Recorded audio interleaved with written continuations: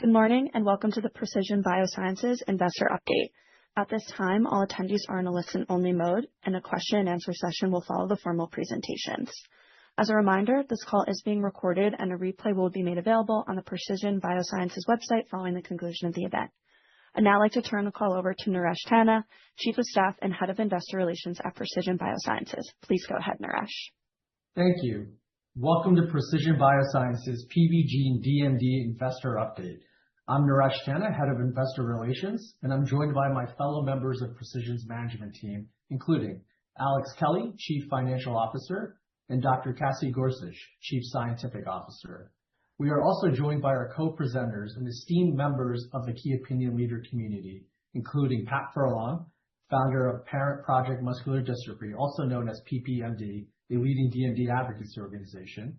We're also joined by Dr. Vera Bondian, a leading DMD investigator and pediatric neurologist from Arkansas Children's Hospital. Next slide, please. Before we begin, I'd like to remind everyone that our remarks today may contain forward-looking statements. These statements are based on current expectations, and actual results could differ materially. Please refer to our latest 10-K and 10-Q filings for a detailed discussion of those risk factors. Next slide, please. Without further ado, I'd like to hand it off to Alex Kelly, CFO. Thank you very much, Naresh, and thank you again for everybody for joining our call this morning.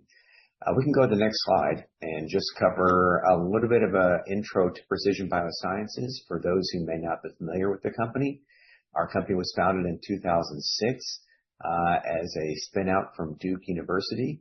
Our co-founders, including Jeff Smith, who's our Chief Research Officer, developed a novel platform called ARCUS, which is designed with the goal of treating and curing difficult-to-treat diseases with high unmet need, including rare genetic diseases such as Duchenne muscular dystrophy. Our platform is proprietary. We own more than 75 patents that cover the ARCUS and in vivo gene editing. And as I mentioned earlier, it's wholly owned from Precision BioSciences. There is a number of different gene editing tools that are available. Many people know CRISPR. ARCUS is not CRISPR.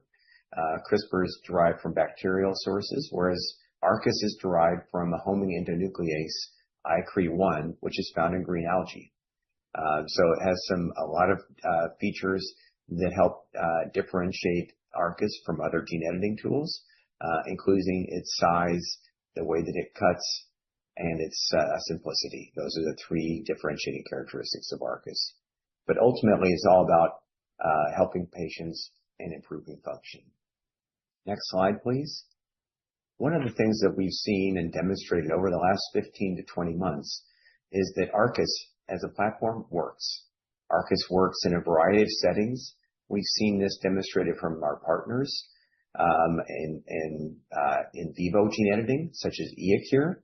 And iECURE is using an ARCUS nuclease developed by Precision BioSciences for a gene insertion program for neonatal OTC deficiency, a rare disease that unfortunately has very dire consequences for the infants who are born with this disease.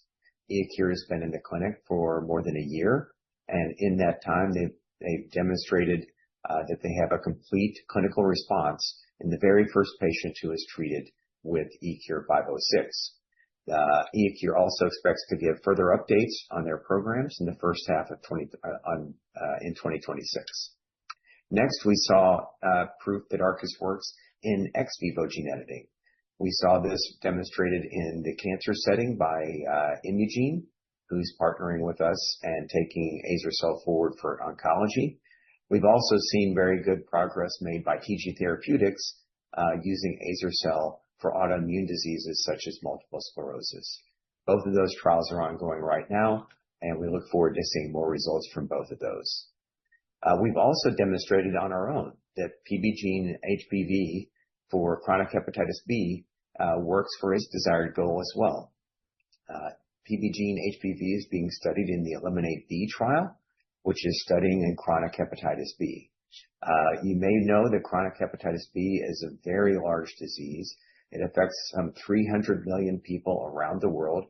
And it also, over the course of 20 to 30 years often results in serious liver complications such as cirrhosis and/or liver cancer. So with our PBGENE-HBV program, we've been in the clinic for a little over a year now. We've treated 13 patients so far across 5 cohorts, and we've administered more than 30 doses of PBGENE-HBV. We have additional clinical data expected this year. I think that I would direct investors to look at the major medical conferences that are focused on hepatitis B, and the first opportunity for a major conference is probably the EASL conference coming up at the end of May. So we'll be giving more and further updates on the ELIMINATE-B program at that conference. The focus for today's call is on PBGENE-DMD, which is our in vivo gene editing program focused on Duchenne muscular dystrophy. Our phase 1/2 clinical trial is called the FUNCTION-DMD trial because our goal with this trial, it's all about improving function over time in the children who suffer from DMD. We currently have an IND accepted by the FDA, and we are undergoing site activation right now. We have tried to do things as expeditiously as we can. We've already started work with the institutional review boards with the hope of activating sites for this trial as soon as possible. And then the important thing is we want to get to patients soon. Our goal is to enroll 3 to 5 patients in the FUNCTION-DMD trial in 2026 and have a readout for multiple patients by the end of 2026. So with that as like the background, let me hand the call over to Cassie Gorsuch. Thank you, Alex. And thank you all for joining us this morning to talk about our FUNCTION-DMD study. Next slide, please. I'm really excited to spend some time with you all discussing our FUNCTION-DMD study today. This study will be evaluating PBGENE-DMD, which is, as Alex mentioned, our ARCUS gene editing approach for Duchenne muscular dystrophy. PBGENE-DMD is designed to excise a hotspot region of the dystrophin gene that is often mutated and causes Duchenne muscular dystrophy in up to 60% of the DMD patients. And our goal is, by gene editing at the DNA level, to be able to permanently and safely restore muscle function for kids living with DMD and significantly improve the lives of families affected by this really devastating disorder. Next slide, please. So when we set out to develop PBGENE-DMD, we really looked to improve upon the limitations that exist in the treatment landscape today. Those can be broadly categorized in really 2 buckets: microdystrophin approaches, a number of which are in clinical study today, and exon skippers, which are also in clinical studies as well as some approved products. In our view, both of these approaches, while they have progressed the field in Duchenne muscular dystrophy, still present limitations for patients, whether it is limited functional benefit from a very truncated microdystrophin or the need to continually repeat dose with small efficacy observed in many of the exon skipping trials. We really sought to improve upon these and provide a differentiated option for patients living with DMD. So for PBGENE-DMD, an ideal therapy, what we sought to achieve was that we could be broadly applicable to patients. This is a challenge for exon skippers where really only a subset of the population are amenable to a single exon skip, making those approaches limited in the patients that they can reach. So PBGENE-DMD has been designed to excise this hotspot region, allowing for potentially up to 60% of patients to be eligible for this type of an approach. Of course, we've designed this program and the clinical study with safety top of mind. We'll spend a lot of time talking about that particular component of this today. We've been able to demonstrate in preclinical models that we can improve muscle function over time, actually seeing gains in muscle force output in a DMD mouse model. And so we look to translate that as we now move into our clinical study. Because DMD affects a number of different muscle types, including skeletal muscle, cardiac muscle, and diaphragm, we aimed to be able to design PBGENE-DMD with the ability to reach all of the affected muscles efficiently to be able to really provide meaningful therapeutic benefit for patients. With a gene editing approach, we see the potential for long-term durable benefit. And this is evidenced again in a DMD mouse model where we see improvement in function, improvement in dystrophin protein expression over time, the ability to reach the vast majority of cells within these tissues, up to 85% of cells in skeletal muscle, and really driven by the fact that we can edit within satellite cells, the stem cell population and satellite cells. And we believe that this could lead to long-term durable benefit for patients. Of course, we will be using an AAV administration approach. This represents a one-time administration, and our goal after that one-time administration is to provide that durable functional improvement over time. And in our view, this type of product profile really advances the therapeutic options for patients, which is really at the end of the day, the goal for Precision. Next slide, please. So today we're going to share with you the reasons that we are excited as we stand at this really important milestone entering our clinical study for PBGENE-DMD. We're honored to be joined by Pat Furlong, as Alex mentioned. She's really been a huge force in the DMD community who's worked tirelessly on behalf of patients and families. And she'll share with you today that we're not home yet. There's more work to be done on behalf of DMD patients. The unmet need persists, and we need to continue investing in new therapeutic options. I'll walk through why we think ARCUS is the right platform for Duchenne muscular dystrophy. In our view, applying the right gene editing tool in the right therapeutic application is what can really make the difference. And we believe ARCUS is the right gene editor for DMD. I'll walk through some of the robust preclinical data that we've generated to support this important milestone as we move into the clinic. And then I'll hand it over to Dr. Panda to tell you a little bit more about our clinical trial, how we designed this with patients top of mind, with safety top of mind. And we're really privileged to be working with world-class DMD clinical sites with investigators who are highly experienced in both Duchenne muscular dystrophy and in AAV gene therapy. Next slide, please. In addition to the immense opportunity to potentially impact the outcome of patients living with Duchenne muscular dystrophy, there is also an immense opportunity on the global market. As you can see, Duchenne muscular dystrophy affects about 20,000 births every year globally, and over 500 in the US alone. Up to 60% of these patients we expect will have mutations in the hotspot region of the Duchenne muscular dystrophy gene and the DMD gene between exons 45 and 55, making them potentially eligible for our FUNCTION-DMD study. The commercial potential in DMD is also supported by strong patient and advocacy voices who continue to reiterate the need for novel modalities like PBGENE-DMD.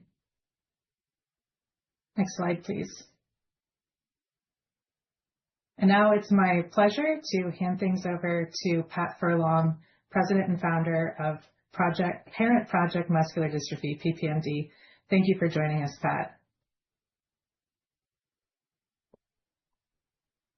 Pat, you're on mute.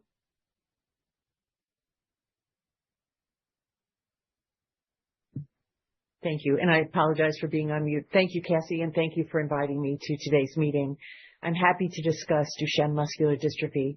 Next slide, please. I wanted to talk to you a little bit about the progression and natural history of Duchenne muscular dystrophy. I'll start with my own experience. Long ago, more than 30 years, I had two boys that were diagnosed with Duchenne muscular dystrophy. Having no family history, I found that I was also a carrier. My mother was not a carrier, so this was a new mutation. It happens about 30% of the time. So we're never going to see Duchenne that would be non-existent in our world. The natural history of Duchenne is that these babies are looking quite normal at birth. They sometimes are delayed in their milestones, but they do walk. And over time, about the age of 12 to 13, they will lose the ability to walk. That follows in terms of progression that by the time they're 15 or 16, they are unable to lift their hands to their mouth. And the mean age when my sons were here were teenage years. They died at 15 and 17. It was very interesting to me when my little son said to me he wanted to buy something very expensive, and I said no. And he said, pretend it's my midlife crisis. And indeed it was, because he would only live a few more years following that. But today, it is not the natural history, while different in that we've pushed things to the right. The mean age of loss of ambulation is in the early teens.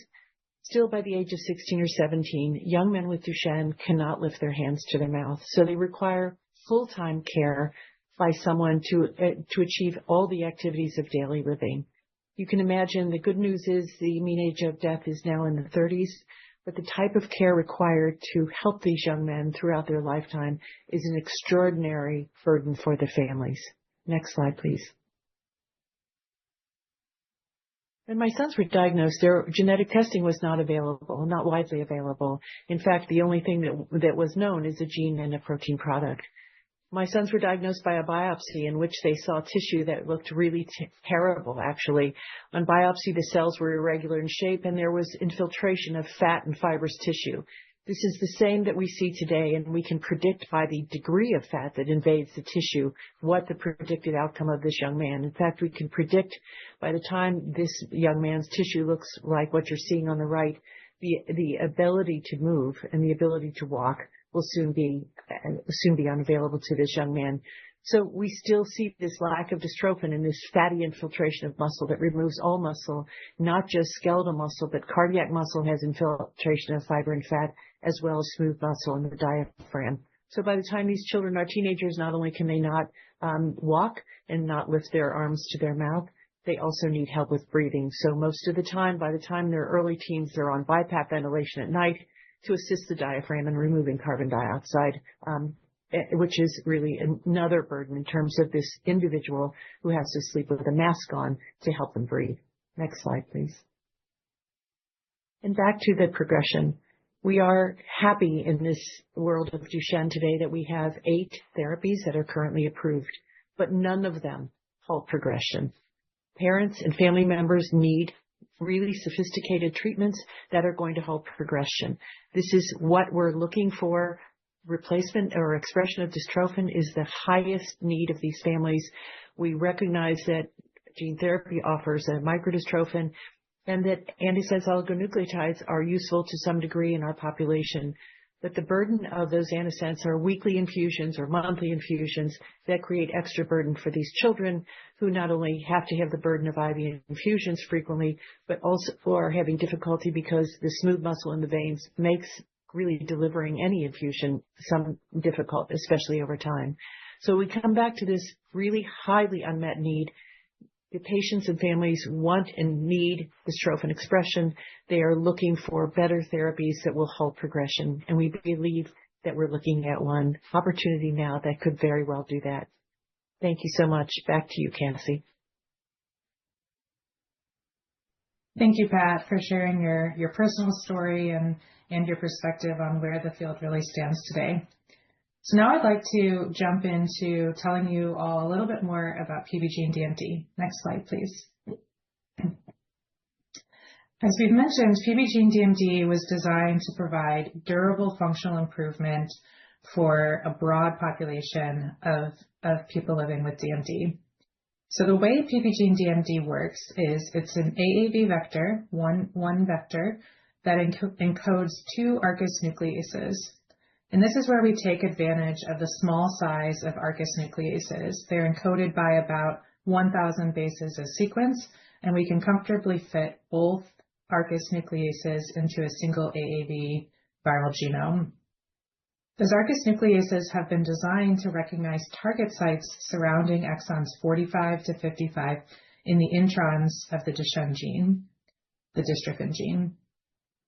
These ARCUS nucleases, we designed them to be compatible with each other. When they cut DNA, they leave a 4 base pair overhang or a sticky end, and those overhangs have been designed to religate efficiently with high fidelity, allowing for excision of this hotspot region of the Duchenne gene between 45 and 55. By removing this hotspot region of the dystrophin gene, you can restore the reading frame, allowing splicing from exons 44 to 56 resulting in a near full-length dystrophin protein expression. And as I mentioned, up to 60% of patients have pathogenic mutations in this region. Next slide, please.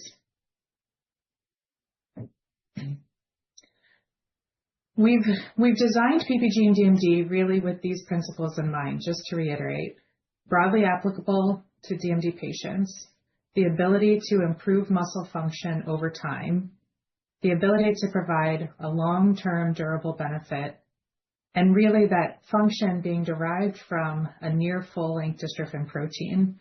And I'll tell you in a second that this protein is actually present in nature. It occurs in a subset of Becker muscular dystrophy patients, so it has known function in humans. And finally, a single administration, as Pat mentioned, really improving upon the burden that patients currently face with exon skippers. And so together, in our view, these attributes of PBGENE-DMD position it to really be a potentially best-in-class therapeutic option for people living with Duchenne muscular dystrophy. Next slide, please. When we talk about the dystrophin protein production that's made after administration of a therapeutic, the type of dystrophin really matters. At the top on this slide, you can see the full-length dystrophin protein. It's a very large protein. It's actually encoded by the largest gene in your body, and it contains a number of important functional domains. You can see those color-coded here. What dystrophin does in the muscle is it binds with a number of different proteins, providing integrity and stability to muscle tissue. And so the fuller length, the bigger the protein, really the better it can interact with those binding partners and provide stability within the muscle. The protein that's made by PBGENE-DMD gene editing is shown in the middle. You can see this protein retains 80% of the full-length wild-type dystrophin protein, representing a near full-length dystrophin. And this is really in contrast to the microdystrophin approaches, and these are truncated versions of the dystrophin protein. And they're truncated because the need here is to fit within an AAV genome, a packaging capacity of an AAV genome. And so they are much, much smaller than the full-length dystrophin protein, about 30 to 34% of full-length dystrophin. And we've known actually for a long time that these truncated dystrophins do not have the same type of functional capabilities as a fuller length dystrophin protein. However, that, as I mentioned, the design was necessary to fit into the AAV vector. And so we've really sort of changed the approach here, using an AAV to deliver ARCUS nucleases that allow us to edit at the DNA level, resulting in this near full-length dystrophin protein, rather than delivering a microdystrophin within the AAV vector. Next slide, please. I mentioned that the protein that's made by PBGENE-DMD has known function in humans, and that's really what's indicated here on this slide. On the left, this is the clinical presentation of a young man living with Duchenne muscular dystrophy. I think we've heard very clearly from Pat, this is a progressive disorder that unfortunately results in early death and loss of ambulation along the way. It's a very devastating progression for these boys with DMD. On the right is a Becker muscular dystrophy patient who has this exact genotype, deletion of exons between 45 and 55. And so these boys, these patients express the protein that will be made by PBGENE-DMD. And we know that this protein works because their clinical presentation looks quite different than that of DMD kids who have out-of-frame mutations. These Becker muscular dystrophy patients can live into their 60s or 70s. Many of them are mildly symptomatic or even potentially asymptomatic. They have normal muscle function ambulation for most of their life. Some of them do have cardiac involvement. Oftentimes it's manageable with cardiac medications. And so what this tells us is this is proof of principle that the protein that's made by PBGENE-DMD has known function in humans. And so oftentimes we say this is really the best test, the best animal model when you think about, can this therapeutic approach be successful? We've already de-risked the fact that the protein itself that is made has good function in humans. We go to the next slide. So next, then, we really think about what's the therapeutic goal as we think about this protein. How much protein could be beneficial for patients? And I want to highlight a study here showing that there's pretty big differences with even small amounts, about 5% or even less, of dystrophin protein produced in terms of ambulation and survival. And so what you're looking at are a couple graphs that were pulled from this natural history study. Group A are individuals with no dystrophin expression. Group B are individuals with up to 5% dystrophin expression. And Group C are individuals with more than 5% dystrophin expression. And you can see on these plots that these individuals who express any amount up to 5% of dystrophin protein have significant improvements or significant duration in ambulation and better survival overall. And so this really supports a lower end threshold of about 5% expression of a near full length dystrophin protein will be clinically beneficial for patients living with Duchenne muscular dystrophy. And so on the lower end, we think as little as 5%. Of course, more will be more in the context of providing dystrophin expression for DMD kids. Next slide, please. One important difference as we think about the PBGENE-DMD approach as it relates to microdystrophin gene therapies is the use of the AAV in the context of the mechanism. So microdystrophin gene therapies, in this case, the microdystrophin protein itself is expressed from the AAV transgene. What this means is that you have to have persistence of the AAV transgene in order to express that microdystrophin protein and have therapeutic effect. So as we know, in a progressive muscle wasting disorder, muscle cells will turn over and the AAV transgene can be lost over time. And this will unfortunately correlate with loss of therapeutic benefit for patients treated with microdystrophin gene therapies. In the context of a gene editing approach like PBGENE-DMD, the effect is independent of the persistence of the AAV transgene. And this is because the AAV transgene, or the AAV genome in this case, contains the editing machinery, the ARCUS nucleases, which can edit the DNA, correct at the DNA level, and provide durable dystrophin expression, even if the AAV is diluted over time. And so this really comes down to the use of the AAV in the overall mechanism. Both use AAV, but for really different purposes. And we expect that this mechanism of gene editing at the DNA level could lead to long-term therapeutic benefit. Next slide, please. So now that we've covered really the approach and the science behind it, I'd like to spend some time talking about the preclinical data that we've generated to support the program. Next slide, please. We won't have time to go through all of the data that was generated to support PBGENE-DMD, but summarized here is a capture of much of the safety and efficacy data. Starting first on the safety side, I mentioned earlier that ARCUS nucleases have a number of advantages that we think make it an excellent choice for therapeutic gene editing for DMD. This comes down to the cut, the 4 base pair overhang that allows for high efficiency, high frequency gene excision, gene repair to allow for predictable outcomes after gene editing. We've conducted a long-term DMD mouse study in both DMD diseased animals as well as healthy animals and found that PBGENE-DMD has been well tolerated in both healthy and diseased animals for greater than 9 months. In these long-term durability studies in the diseased animals, we were able to actually visualize improvements within the muscle pathology, the muscle histology, after treatment with PBGENE-DMD. And of course, when thinking about a gene editing approach, specificity of the nucleases is very important. characterizing and understanding the effects of editing at the DNA level that could have long-term safety implications is essential. And at Precision, we take a very comprehensive, robust approach to characterizing the specificity and safety of our nucleases.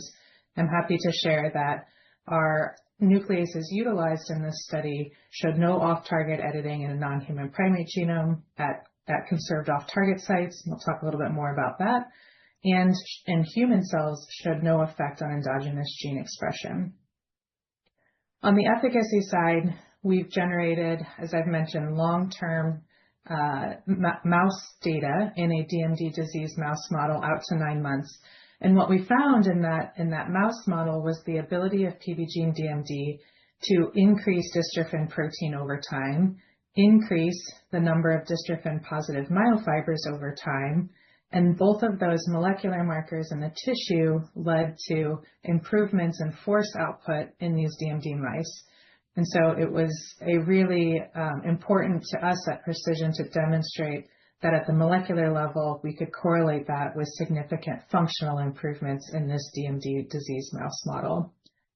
We've demonstrated the ability to edit satellite stem cells in the context of this DMD disease mouse model.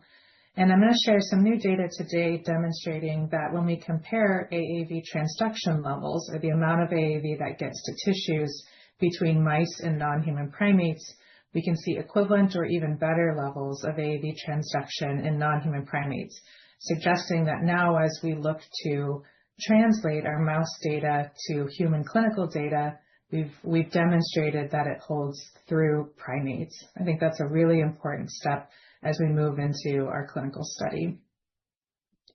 Next slide, please. So really to summarize the findings of the preclinical data, what we've demonstrated is that we can restore dystrophin protein in tissues across skeletal muscle, cardiac muscle, and diaphragm, and that this ability to increase dystrophin protein over time can help reestablish structural integrity of muscle fibers within these mice. By improving the stability and integrity of muscle fibers, we can actually visualize that through muscle integrity biomarkers, both at the histology level and the tissue, as well as in blood biomarkers like CK improvements after treatment with PBGENE-DMD.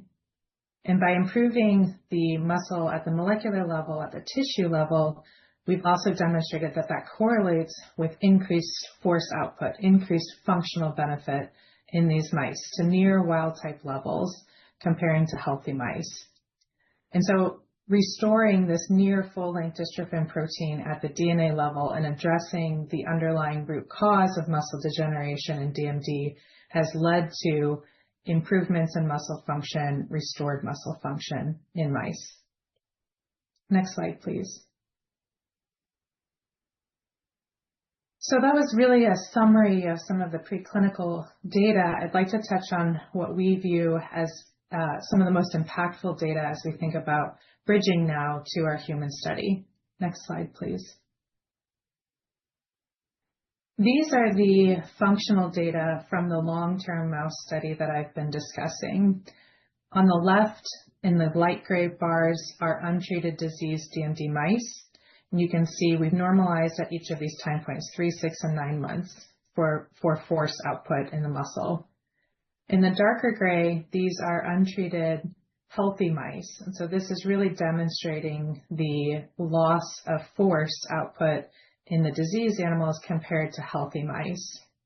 You can see a significant difference at each of these time points in healthy animals versus diseased animals. On the right are PBGENE-DMD treated groups. The first group in the darker blue is a 1E14 dosed cohort, and the lighter blue on the right is a 3 × 10^13 viral genomes per kilogram group, the slightly lower dose. You can see at both of these dose levels, we achieved significant improvements in the ability of these mice to exert force after treatment with PBGENE-DMD. As I mentioned, this force output actually grows over time, similar to the healthy animals, but similar levels observed between these two dose levels in terms of skeletal muscle function. We go to the next slide, please. Now, as we think of translating that effect from mice into non-human primates, unfortunately, we do not have a DMD non-human primate model. And so many of the efficacy endpoints like dystrophin protein expression or force output are not measurable in non-human primates. What we can look at is AAV transduction, or how much AAV gets to these tissues. We know that the first important step of the mechanism for PBGENE-DMD is being able to get the AAV where it needs to go in order to express the ARCUS nucleases and edit at the DNA level. And so what you're looking at here is across skeletal muscle, diaphragm, and heart. The green bars are the non-human primate AAV transduction levels, and the gray bars represent AAV transduction levels in mice. Each of these normalized to 100% to be able to compare to the non-human primate. What you can see is across all of these important and essential tissues, muscle groups, we see as good or potentially even better AAV biodistribution in the non-human primate samples compared to the mouse samples. And so this suggests that the effect that we've seen in mice can be translated to non-human primates based on the fact that we can get the AAV there in equivalent or even better quantities. And this really supports, as we see it, the ability to translate the data from the DMD mouse model as we move into our human study. Next slide, please. We've also conducted a number of non-clinical studies, both on safety and efficacy, to really help inform selection of our clinical dose. So I want to walk through the data that we've really utilized to support a 1 × 10^14 viral genomes per kilogram dose for PBGENE-DMD for the clinical study. On the safety side, we've evaluated PBGENE-DMD and GLP studies in both that DMD disease mouse model as well as in non-human primates. We observed at this dose level no adverse safety findings at the completion of these 2 GLP studies, again in a DMD mouse model and in healthy non-human primates. We looked at conserved potential off-target sites. I mentioned earlier specificity for a gene editing approach is essential to be able to robustly characterize. One of the ways in which we did this was to look at off-target sites that were identified as potential off-target sites for human, look at them in the context of the non-human primate genome. We looked at these sites in the context of our GLP study and found no off-target editing at any of these potential off-target sites above background, suggesting at therapeutically relevant doses, we did not observe off-target editing for PBGENE-DMD at these conserved off-target sites. On the efficacy side, I mentioned earlier and I demonstrated through our force output data, we see similar levels of dystrophin protein expression and functional improvements in skeletal muscle in this DMD disease mouse model at both a 3E13 dose and a 1E14 dose. So very similar levels of efficacy in the skeletal muscle. In the heart, we also demonstrated the ability to achieve dystrophin protein expression and % positive dystrophin fibers at similar levels between these 2 dose levels. Where we really start to see differentiation between these 2 dose levels is in the diaphragm. In the diaphragm, we see dose-dependent increases in both dystrophin protein expression as well as % positive dystrophin myofibers. And we know that the diaphragm is an essential tissue for long-term prognoses for these kids. These kids with DMD die from cardiac or respiratory failure. And so the ability to reach the diaphragm we view as really important when selecting this clinical dose. And because you can only dose an AAV 1 time, it is imperative that you select a dose that can be both safe and efficacious. And so for these reasons, considering both our safety evaluation and our efficacy evaluations, we have selected 1 × 10^14 viral genomes per kilogram of PBGENE-DMD for our clinical dose, with the goal of providing both a safe and efficacious dose for these patients. Next slide, please. When we think about safety, one of the most important considerations is the ability to manufacture high-quality AAV. So I want to spend a couple minutes talking about the work that we've done at Precision to produce appropriately high-quality AAV for our clinical study. Next slide, please. In any manufacturing process to produce AAV, both full capsids and empty capsids are present within a batch of AAV. What this means is that the viral capsid proteins are present. In some of those capsids, the full AAV viral genome is also present. We call that a full capsid. And sometimes a viral genome is not present. We call those an empty capsid. And in a manufacturing process of AAV, you get both. What's important is that you maximize the ratio of full capsids compared to empty capsids.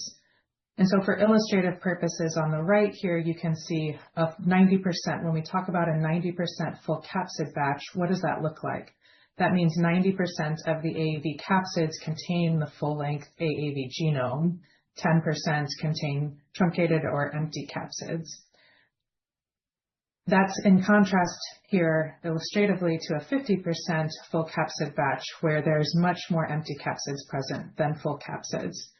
What we've learned as a AAV field over the last several years is that this full capsid ratio really matters for the overall tolerability and efficacy of AAV products. Maximizing full capsid ratios is really essential for delivering a safe and efficacious AAV gene therapy, whether that's used in the context of a microdystrophin or in the context of a gene editor. I'm really proud of the work that we've done in our CMC team at Precision to be able to produce clinical trial material that has 90% full capsids to date. And the next slide, please. So why does this matter? When you think about how AAVs are dosed, they're dosed on how many full capsids are present in the batch. So we measure the full capsids, we set a titer based on that, and that's what is dosed based on your clinical dose. So those empty capsids, while they aren't considered in the dose calculation, they do come along with dosing AAVs. And so you can see when the empty capsid ratio is 50% compared to a 90%, the full capsid ratio is 50% compared to a 90%. The total capsid dose really changes. In the context of PBGENE-DMD with a 90% full capsid ratio, you're looking at a capsid dose of just slightly above what your viral genome dose is, versus a 50% full would have a lot more empty capsids, a much higher capsid dose, which could lead to poorer tolerability clinically. So I'm really excited that at Precision, we've developed a very robust manufacturing process for making high quality AAV. And in our view, that's really essential for delivering both a safe and efficacious product for patients. Next slide, please. So with that, it's my privilege really to hand it off to Dr. Panda, who is the director of the Comprehensive Neuromuscular Program at Arkansas Children's Hospital, and really a leading physician, neuromuscular, pediatric neurologist in this field. So thank you, Dr. Panda, so much for joining us. Thank you, Cassie. Thank you, everyone, and good morning. Next slide, please. So before we get into FUNCTION-DMD study, I just wanted to kind of set some expectations. As we all know about DMD, Pat beautifully talked about the unmet needs with some personal touch. I also want to kind of set expectations in terms of when these individuals with DMD enter clinical trials. Sometimes there are clinical signs and symptoms that comes with DMD that can complicate interpretation of clinical data. So many of these individuals experience falls, gait issues, toe walking. They're all part of natural history of Duchenne. Some of them can also have behavioral problems, speech delays, cognitive issues, etc. And then if you look at the lab values or biomarkers in the serum, as we all know, creatine kinase is highly elevated. And also liver enzymes like AST and ALT are also elevated because it's also coming from the muscle, not just specific to liver. And then they're also on background steroids, which can cause some side effects as well. So it is important to keep these things in mind when we evaluate and interpret clinical trial data. to understand the efficacy and safety of the investigational products. It's applicable for any clinical trial that we do as an investigator. Next slide, please. All right, now let's jump into FUNCTION-DMD study. This is a phase 1/2 study evaluating the safety of PBGENE-DMD. As we discussed before, the dose is 1E14 vector genomes per kilogram. And the study will enroll ambulatory boys with DMD aged 2 to 7 years with pathogenic variants contained within exons 45 through 55. There's part 1 that evaluates an initial safety cohort of 3 participants with approximately 8 weeks gap in between each one. Once the data is available from these initial 3 participants, then they would be expanded for more, enrolling up to 15 total participants between this part 1 and part 2. Next slide, please. As discussed before, the selected dose here is 1E14 vector genomes per kilogram, which is a dose that is lower than most of the microdystrophin studies that are either currently ongoing or previously in development, including about 30% lower than that's currently approved product. Next slide. All right, the primary endpoint for this phase 1/2 studies, of course, is a phase 1/2. It's a safety, but there's also a number of secondary and exploratory endpoints that have been incorporated to evaluate both safety and efficacy of PBGENE-DMD. The first one is the dystrophin protein expression, which will be evaluated in muscle biopsies taken at weeks 12 and 52 post-dosing. There's also a number of age-appropriate functional and developmental endpoints that will be collected with the goal of trying to correlate these functional measures with the dystrophin expression if possible. Now, this study has been designed with a clear clinical and regulatory path to approval with the potential to utilize an FDA accelerated approval pathway with biomarker endpoints, particularly in the light of unmet need that Pat spoke to earlier. Next slide, please. Here, kind of look into the key inclusion criteria as shown here, about ages 2 to 7 with DMD mutations contained within exon 45 and 55. Now, of course, there are baseline motor assessments or criteria that depend on the age of the participant at the screening, and they should be able to complete that. They should be on corticosteroids at study entry, have to be on stable dose for at least 12 weeks prior to dosing. Again, standard for most of the clinical trials in this space. Now, of course, in accordance with the guidance from FDA, all patients must be, or all participants must be willing to participate in the long-term follow-up study. Also to highlight here, participants who are on exon skipping therapies are able to enroll into the study after a 6-month washout period. And of course, who have previously received any AAV-based therapy will not be eligible for this study. Next slide. As a phase 1, safety is a top priority for this study, and for that reason, a comprehensive immunosuppression regimen will be utilized in the study, close to the proximity of PBGENE-DMD administration. And of course, this immunomodulatory regimen has been developed in consultation with many DMD physicians as well as other experts who have tons of experience at AAV-based clinical trials as well as therapies. And again, potentially to mitigate known AAV-related side effects. Of course, eculizumab will be employed to mitigate the complement activation. Everyone will also be on steroids on top of their standard of care steroids to prevent systemic inflammation as well as sirolimus. Now, there will be frequent monitoring to help identify and mitigate any complications that may arise after the infusion as well. Now, together, this safety monitoring plan as well as the immune modulation regimen has been designed with patient safety at the forefront. Next slide. Now, I think Kathy had already mentioned there are few sites that will be enrolling soon. And of course, this is being conducted at a world-class site. The sites have extensive experience in both treating patients and individuals with DMD, as well as participating in clinical trials and utilizing AAV-based gene therapies. And these sites have demonstrated high-quality care as evidenced by affiliation with PPMD, MDA, as well as their consistent publications and other research that's been happening in these sites. With that, I will pass this on to Alex for closing remarks. Thank you.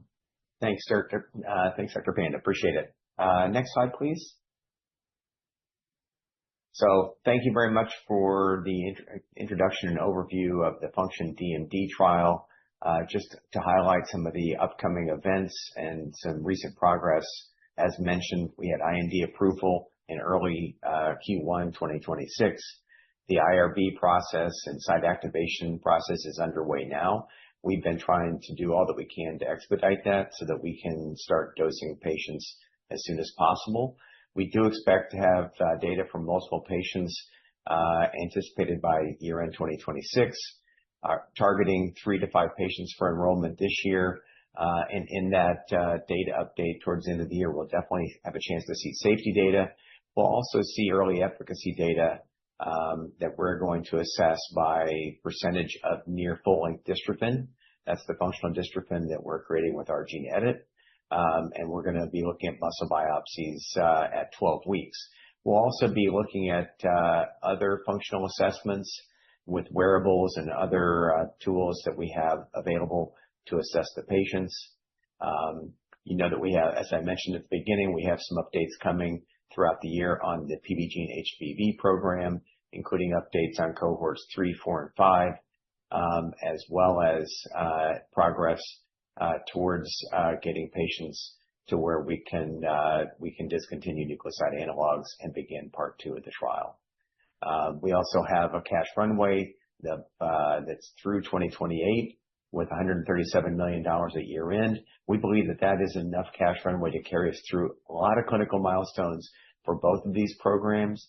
And in the case of the PBGENE-DMD program, assuming that we have success and good interactions with FDA, we could be in a pivotal trial in this 2028 period. So with that, we're happy to open up the call to questions. And I'll turn it over to Tara to see if there are any questions on the line. Great. Thanks, Alex. Yes, we'll be conducting a question and answer session with our speakers. To our analysts joining us live, please use the raise hand feature to indicate you have a question.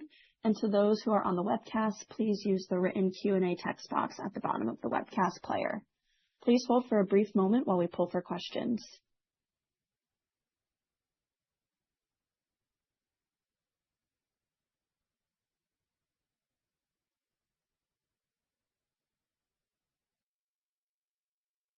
So our first question comes from Maury Raycroft at Jefferies. Please go ahead, Maury. Hi, good morning. Thanks for doing this event, and thanks for taking my questions. Maybe just starting off with a few clarification questions. For the functional assessments, if you can talk more about what functional assessments you're going to be looking at in the time course for when you're going to be doing those assessments, and then will you be using a natural history study comparator for context for that? Okay, great. Thanks very much, Maury. I really appreciate the question. We've been studying this field and doing a lot of work and having many discussions with investigators and KOLs throughout the U.S., also with people like Pat Furlong and others who are in the patient and parent community, trying to understand the endpoints better. Look, I think while we are the first gene editing approach to target Duchenne muscular dystrophy, we're not the first drug that's gone through the regulatory and clinical pathway. So we've definitely learned a lot in that experience. We've learned a lot, as Dr. Panda talked about, in terms of things that we're doing on the IMR side for safety, but we've also learned a lot about the efficacy side. So maybe I'll ask Cassie to start on the efficacy functional assessments we're doing, and then I'll ask Dr. Panda to chime in as well.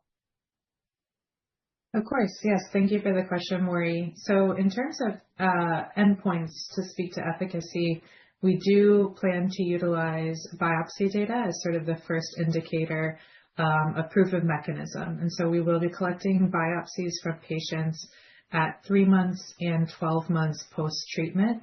And as we saw in our preclinical data, we expect that perhaps the dystrophin protein expression will actually increase over time, really given the stability of the protein that's being produced, as well as the potential contribution from satellite cells.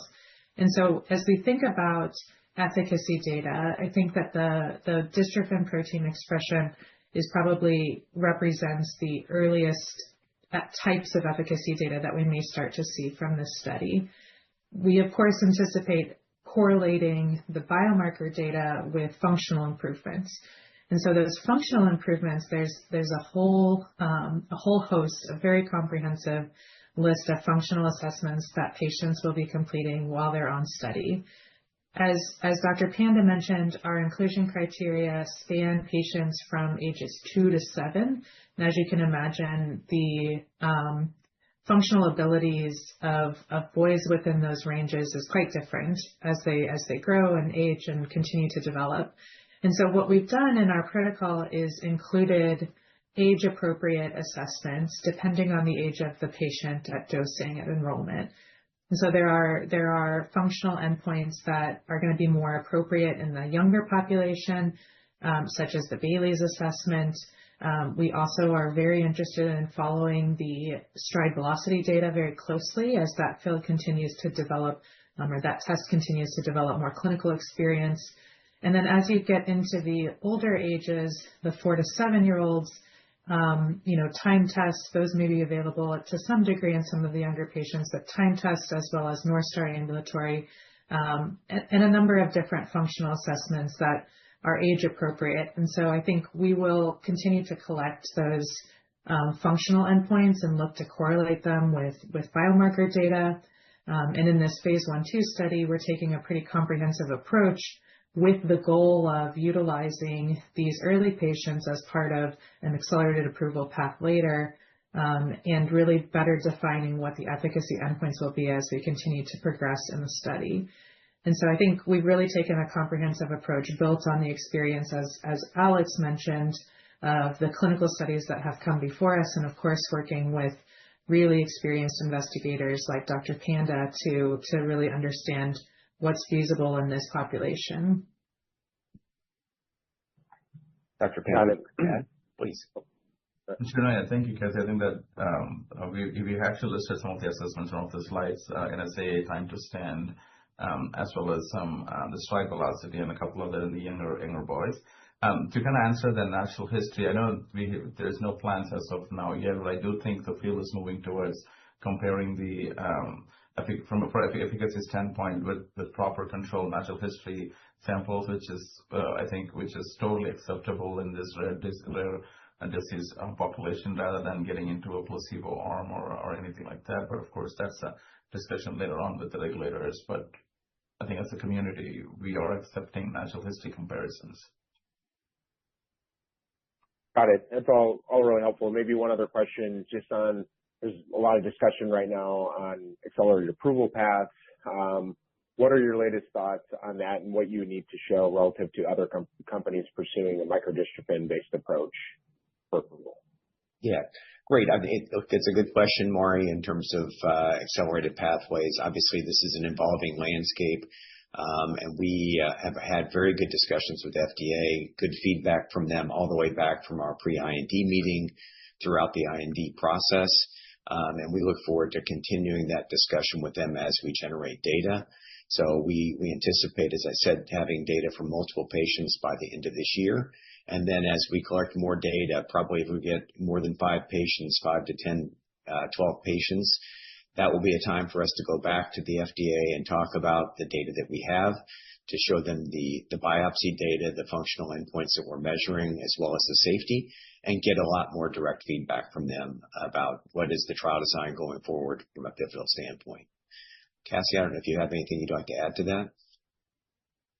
Yeah, I would just reiterate that we think with a well-designed study that it's particularly in a population like this, where you heard from Pat and from Dr. Panda that the unmet need is immense in DMD. And so I think in our view, the accelerated approval pathway will be available with a robust data set.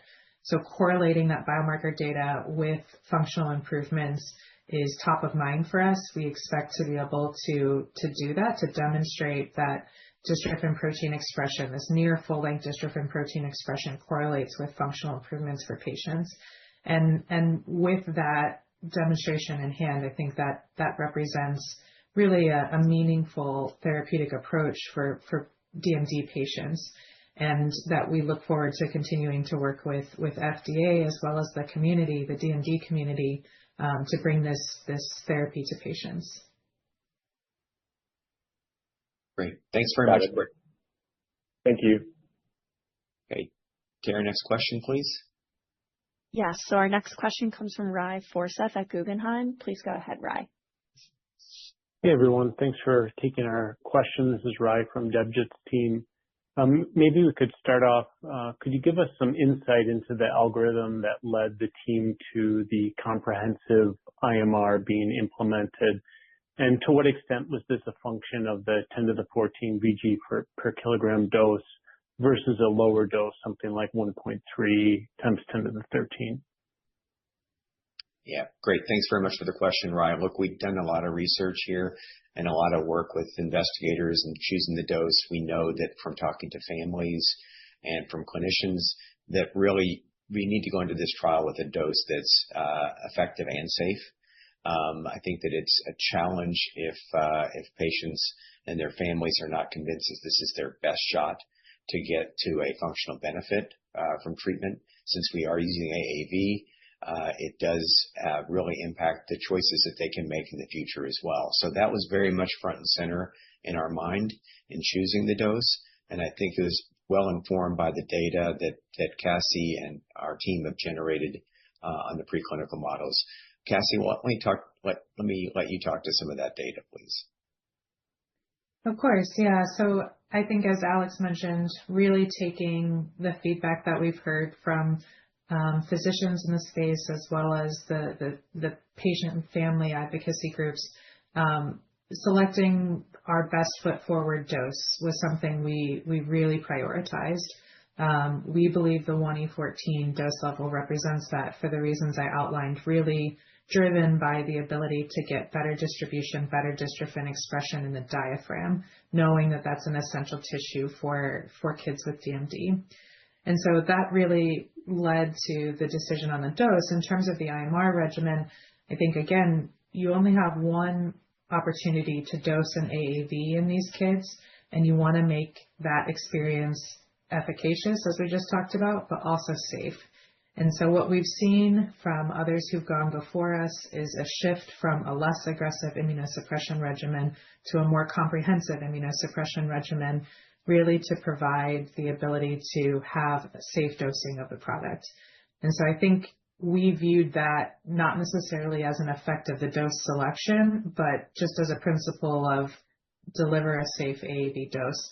And so it was really working with experienced clinicians who've utilized these types of immunomodulation therapies before, like Dr. Panda, to design the immunosuppression regimen in a way that balanced the risks of immunosuppression as well as the risks of AAV gene therapy, really with the goal of safety top of mind.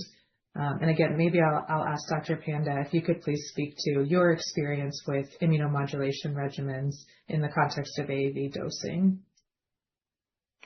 Sure. I think, from an AAV dosing standpoint, the safety is the priority, right? I think the regimen that we're using here is more comprehensive, sort of attacking all different immune responses, different types of immune responses that you could expect with any of the AAV-based dosing. Like nicolizumab for a complement, sirolimus for what we call T-cell mediated immunity. And with all of we have seen these come up with this AAV, right, in a complement activation or what we call TMA or kidney issues with that, or liver injury due to T-cell response. So I think overall, we discuss a lot in the field is, again, moving towards this comprehensive immunosuppressive regimen to sort of attack all of these different components of immune system to hopefully prevent these side effects. And we have experience using all of these in different clinical trials as well as in the clinical settings with AAV-based therapies. Thanks, Dr. Panda. Pat, do you want to comment at all on this? I mean, from the parent perspective about dose selection? Sure. Thank you. Thank you for the question. I think for parents who have participated in gene therapy studies with the dose escalation, it does feel like if we're getting to a higher dose, that joining a study with a lower dose doesn't feel that you're doing the best or the right trial, as parents often describe it. Having a low dose first does not feel like you're going to achieve the same result if a company wants to go to a higher dose. So I think achieving a single dose in a trial is really important. In terms of the IMR regimen, we as parents are very aware of acute liver injury that we've seen in gene therapy studies and toxicities. And I think having the use of eculizumab and sirolimus, as has been demonstrated in other studies and in other diseases, gives us really the satisfaction that we're doing our very best to keep these children safe. So I think this is exactly the right approach to go forward with PBGene. Can I add one more thing towards the two different doses? I know we had a lot of discussions at the beginning. I do agree with Pat because we've had experience in the past with and even in enrolling participants into the study. If you have two different doses, it automatically sets the mindset of low versus high dose. And it is not fair for someone to go to this quote unquote low dose. And what if that doesn't work, or what if it is less efficacious than the second dose level, or that just takes up the opportunity? And I think I appreciate you guys and actually after all the discussions picking one dose that would be to test in the trial. And I think for these young boys, I mean, they know that muscle is lost, and once lost can't be recovered. So the idea is you need to get to the dose that you think is going to be therapeutic and deliver the best possible option. This is a really difficult, heartbreaking disease to watch its progression, and giving a low dose does not give the confidence to patients and families that you are achieving the best possible outcome for this child. Okay. Thank you, Pat. Thank you, Dr. Panda. Ryan, any other questions? Yeah, that was really insightful. Thank you all for your input there. Maybe two preclinical questions. Is there a minimal threshold of satellite cell editing you anticipate you'd need for long-term durability? And does that picture change as you go across different muscle types? Okay, great. Why don't I hand this over to Cassie? Sure. Yeah, thanks for the question, Rai. I think it's a good question, and it's a challenging question to answer exactly of what is that threshold of necessary satellite cell editing. What we're encouraged by in our preclinical data is that we are seeing increased dystrophin protein expression, an increase in the number of dystrophin-positive myofibers over time, and that has correlated with an increase in functional outcome. And so I think most importantly, when you think about how do you provide clinical benefit for these patients, is thinking about kind of the end goal. The end goal here is to provide meaningful functional improvement. And we've demonstrated that at the level of editing we're achieving across these tissues, we can achieve increases in dystrophin protein, and we can achieve increases in force output. And so I think that's really the most important question here is, are you getting sufficient enough biodistribution to drive that necessary amount of protein, necessary number of cells expressing the protein, and functional benefit? And so that's how I think about it, is that you really start with the end goal in mind, and focus on that functional improvement as the primary driver of how you think about setting that dose. Thanks for that. And maybe just one last question, if I may. Given that your dystrophin construct results from a cut between exon 44 and 45, do you retain alpha syntrophin and NOS binding? And sort of what's your position on the importance of recruiting that factor in your construct? Okay. Yeah, so we have looked at a number of different binding partners for the dystrophin protein preclinically. We do anticipate, based on both published data and preclinical data, that we will be able to recruit NOS and have functional signaling through that. And that really speaks to, I think, the importance of the near full-length dystrophin protein. We know that the binding partners that form that complex, all of which have important functions for muscle integrity and muscle strength. And so that really, I think, supports the differentiation as you think about this near full-length dystrophin protein, that you can retain a number of those important binding domains, important binding partners to really provide better function from that dystrophin protein. So I think it's a great question, and it is something that we've looked at and has been published with this 45-55 internal exon deletion, that a number of those protein binding partners are still present. Thanks for your input. Thank you, Rye. Thanks. But next question, please. Yes, so our next question comes from Catherine Novak at Jones Trading. Please go ahead, Catherine. Hi, good morning. Thanks for taking my question. Just curious about the heterogeneity of this patient population. I mean, we know that baseline dystrophin phenotype vary depending on which exon is affected. So is baseline dystrophin expression part of the inclusion-exclusion criteria, or do you anticipate that it would be fairly similar for patients with mutations in exons 45 to 55? Cassie, why not let you take that one? Sure. So we will be taking baseline biopsies to assess baseline dystrophin protein expression in each individual patient. And to your point, I think we view that as important baseline data to understand the potential therapeutic benefit after dosing PBGENE-DMD. There may be some heterogeneity within patients or across patients with how much baseline dystrophin is produced. However, I think when you look across all patients, not just patients with mutations in this region, there is more variability with mutations in other parts of the dystrophin gene where internal skipping can occur. And so I expect we won't see a whole lot of variation compared to the larger patient segment within these patients who have mutations between exons 45 and 55 at baseline. But it is something we'll be measuring and assessing. Got it. Dr. Panda, from a clinical perspective, what have you seen in this regard? Yeah, I agree with Cassie. I think almost majority of them would have, especially with the mutations within this region, would have the dystrophin expression of less than 3% or so that we typically see in the DMD population. Of course, the only thing we have to be careful about is we're not including any in-frame deletions that would kind of predict a milder or a better phenotype. Got it.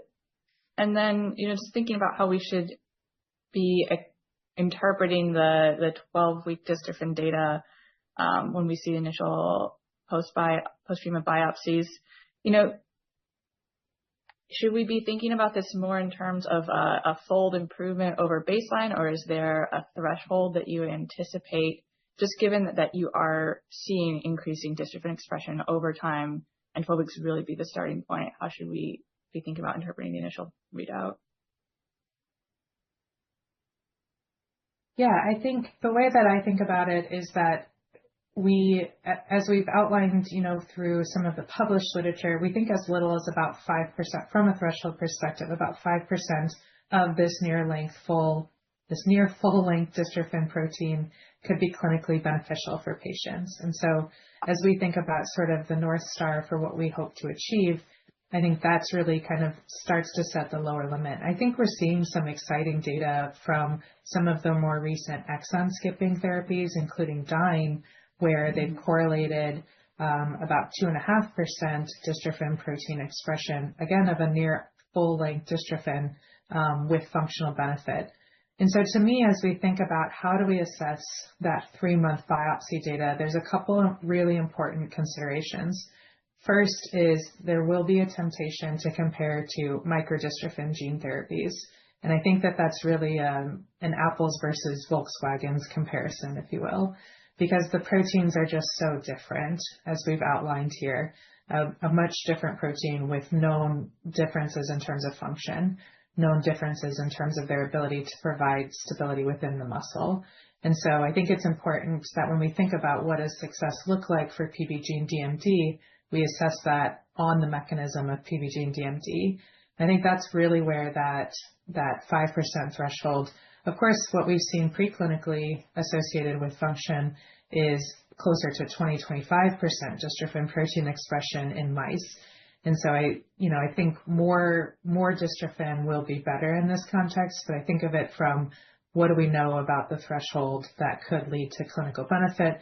And as we compare to more appropriate clinical data coming out of clinical studies like exon skippers, where the protein's more similar to the protein being made by PBGENE-DMD, that's how I start to think about how to assess that 3-month biopsy data.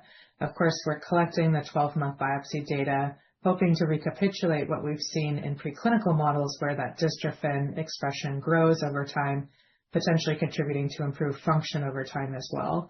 So I think that's really how we think of what success could look like in that 3-month biopsy sample. Got it. And just to clarify, these thresholds, is that citing muscle content unadjusted dystrophin? I know it's been common for exon skippers to be reporting adjusted and unadjusted numbers. Yeah, the natural history paper that's cited there is not a muscle content adjusted number. Okay, great. Well, thank you very much. Thanks for the questions, Catherine. Our next question comes from Patrick Trucchio at H.C. Wainwright. Please go ahead, Patrick.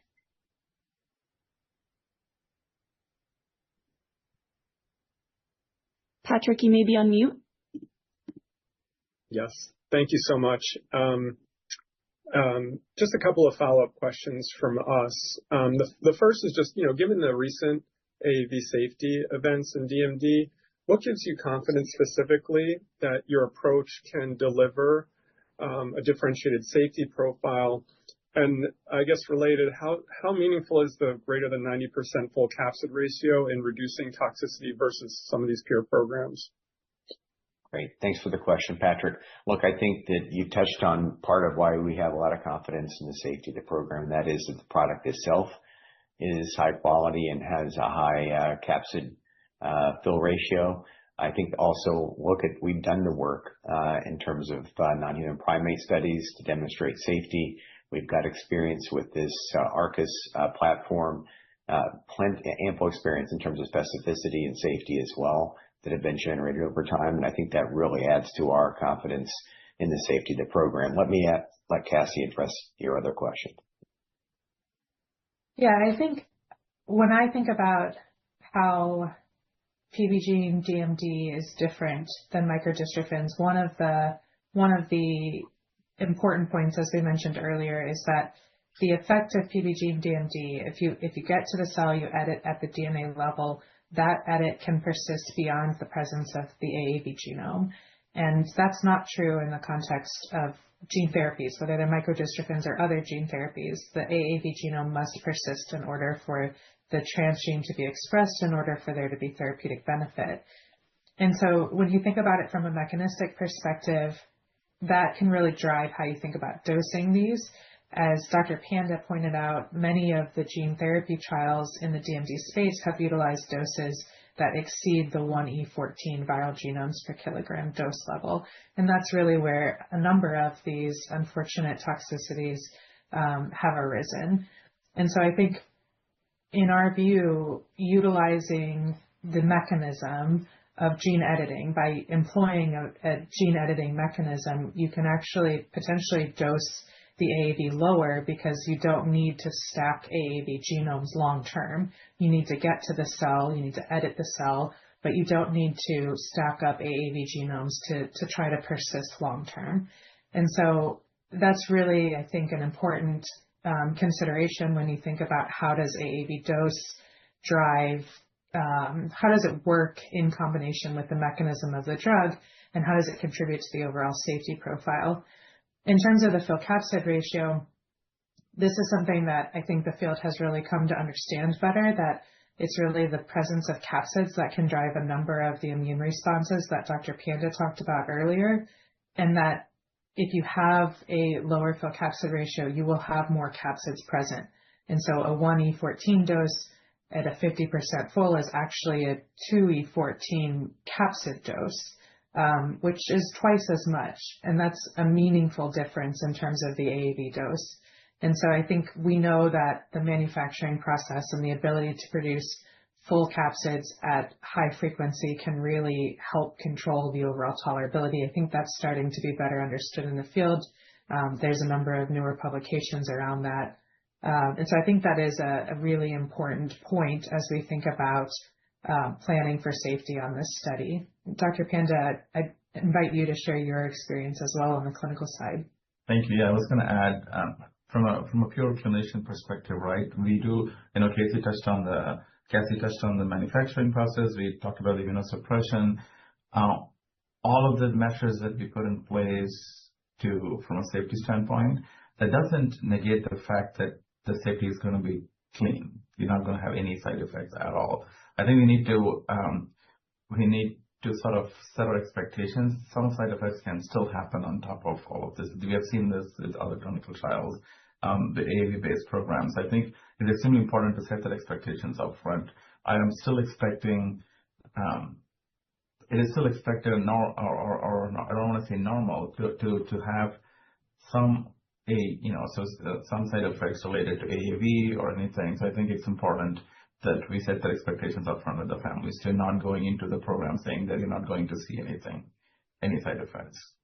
Yeah. Pat, can you maybe comment on patients and parents and their awareness of safety and adverse events from AAV and how they generally think about them? Sure. Thanks, Alex.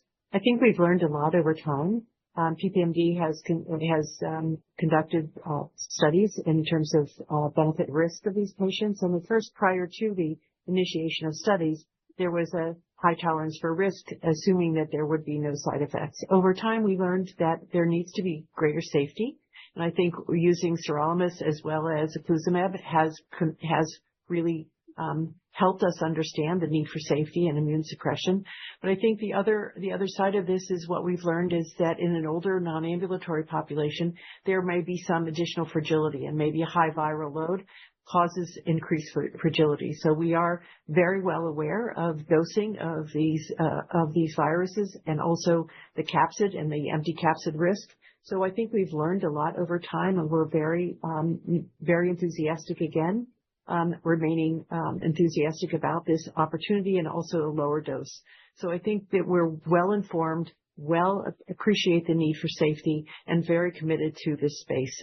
So I do think we're an informed group and recognize the opportunity, the challenges of AAV gene therapy, but also the opportunity at lower doses to treat the entire population. Great, thank you. Just a couple of follow-up questions on the FUNCTION-DMD program. So I'm wondering what would trigger expansion to part 2. Is this purely safety or a combination of safety and dystrophin threshold? And is it that 5% expression that we discussed earlier that we should be looking for here? And how should we be thinking about scaling dystrophin expression as patients grow and muscle mass increases over time? Yeah.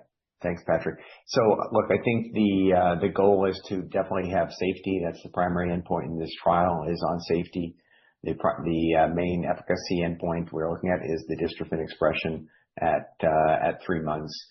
And then, obviously the other efficacy measures that we've talked about. I think that will all create a package that will take us forward for an FDA discussion, which could lead to the expansion phase of the trial. But I think we're very optimistic that we've got the right dose and the right IMR regimen to support the safety and to allow PBGENE-DMD to do its work to create that functional improvement over time. Cassie, anything to add there? Yeah, I'll note that in the preclinical data, we utilized juvenile mice to try to anticipate that growth in muscle mass over time and to represent the pediatric population, the correct age population that we anticipated for our clinical study. And even in that context of dosing juvenile mice, we do see that dystrophin protein expression and percent positive dystrophin cells grow over time.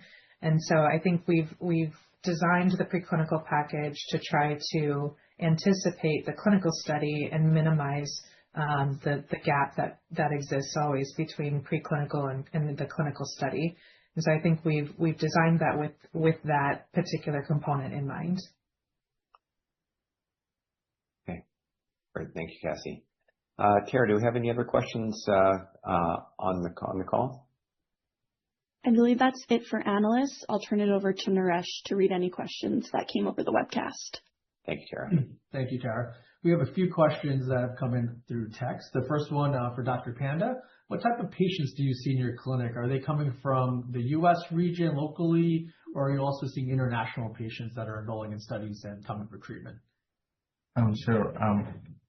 So I follow more than 120, 130 patients with DMD, and they come mostly from Arkansas, but we have patients from all over the country and also international patients that come and see us in the clinic as well as enroll in the clinical trials. Like I was telling before, we have families coming from India, Chile, Mexico, Poland, Australia, Middle Eastern countries, several international patients, as well as from all over the country here too. Thank you. Next question here is maybe for Alex. Could you comment on Precision's partnering strategy for PBGENE-DMD as it develops from phase 1 through pivotal? How does the company think about it? Yeah, great. Thank you for the question. Look, I think that we're very, very optimistic about this program. This is a program that Precision can fully execute on its own. Obviously, the phase 1 trial is getting ready to kick off, and so we can execute this part of the trial. But thanks to the equity raise that we did in November, we now have the cash to also see this program through additional development, including getting into the pivotal trial for PBGENE-DMD. So we are well resourced for this. It's also the size of a disease that Precision BioSciences can manage on our own. And look, I can't speak to what the future will say in terms of how many other people might come to us with an interest in partnering for this program, but Precision has the ability to take this program forward to pivotal trial. Rash, any other questions? That's about it. Thank you. Okay. No more questions. Great. So maybe in closing, I just want to reiterate a couple of the points that were my take homes in this call. Number one, time is function. And the children who have DMD, with longer time, they lose function over time. And as Pat pointed out, there are no currently available therapies that halt the progression of DMD. So it's a really important opportunity. And I think that with PBGENE-DMD, we have the right approach. And that is an excision approach that addresses mutations between exon 45 and 55. That's the hotspot region. We believe, as you've heard from Cassie and from Dr. Panda, we have the right dose. We have the right IMR regimen to ensure safety as well. And we also have the right clinical partners and KOLs and investigators such as Dr. Panda, as well as patient advocacy groups like Pat Furlong to help us manage this trial forward. And we look forward to having more data. We hope you share our enthusiasm for this program based on all that you've heard today and the fact that we have the opportunity to really help children living with Duchenne muscular dystrophy with PBGENE-DMD. Thank you all very much for your time. To Dr. Panda and to Pat, thank you very much for graciously spending the last 90 minutes with us. We really appreciate your input and look forward to working with you in the future. Thank you all.